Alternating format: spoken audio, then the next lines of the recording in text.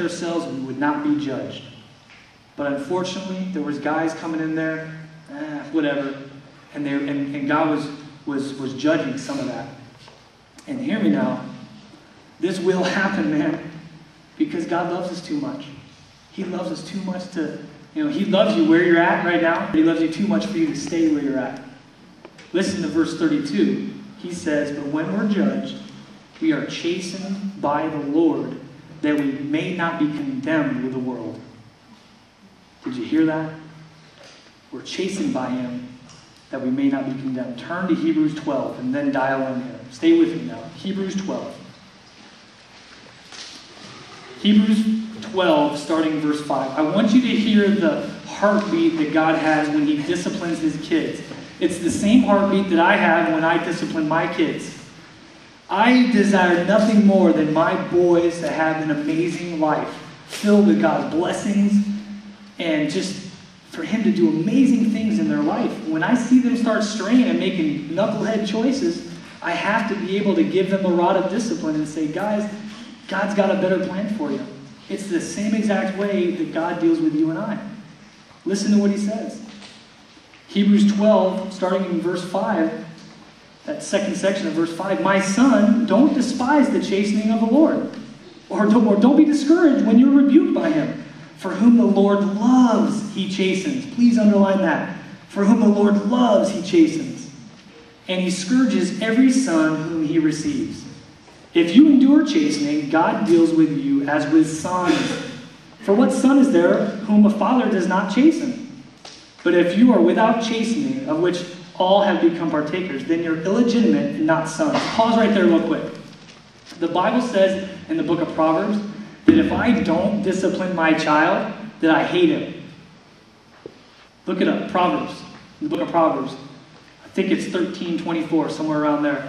The book of Proverbs gives you the biblical description on how to raise your kids with discipline and in love.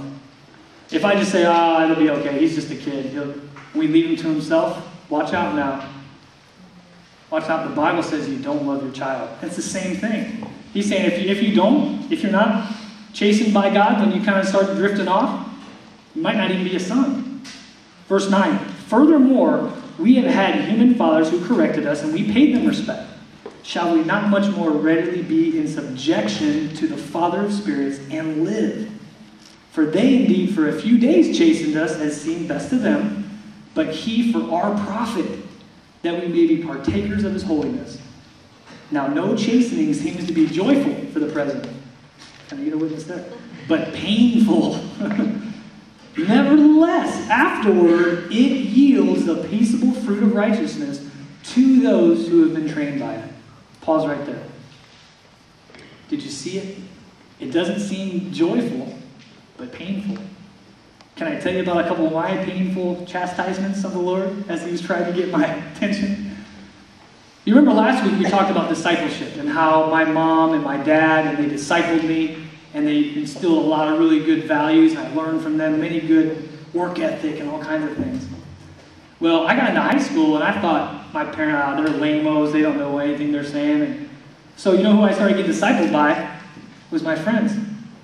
And I was one of those football players that had older guys that I would look up to, and what were all the older guys doing? If you were really cool, on Friday and Saturday night, you just drank a bunch of beer and acted like an idiot. So I was discipled by them. Oh, that's the cool thing? Okay, I just go chase girls. If you're really cool, you have the hottest girl in school, and you drink a lot of beer. And that's what I learned. I was discipled by them. So what did I turn into? Who I was discipled by, who I hung out with. And so I went through that, and then I go off to college. Same thing happened. And I became the discipler and ringleader of all these hellions that they were out for that and that only.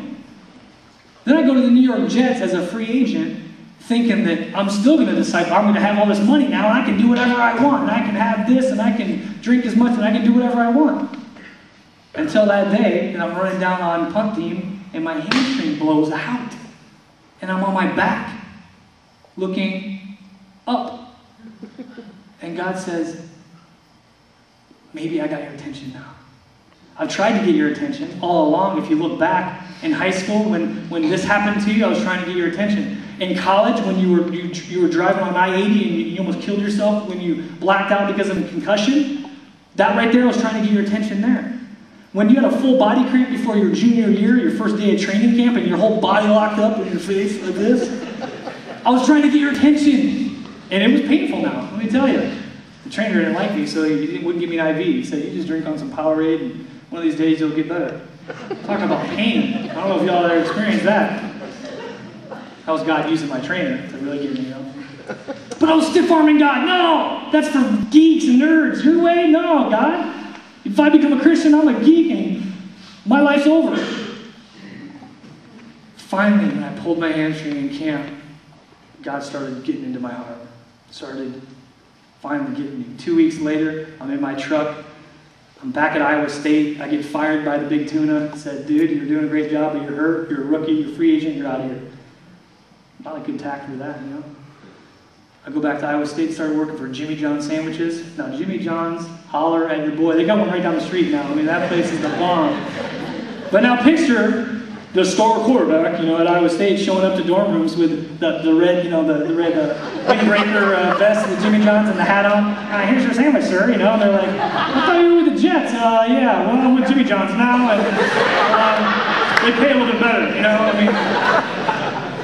God was getting my attention, and I dove into drugs even deeper, and I'm out, delivering a sub sandwich, a little bit of weed, and God gets my attention in my truck, and he says, Todd, I've been trying to get your attention all this time. I got a great plan for you, but you continue down this road, it's destruction. If you turn right now, I'm going to bless your life.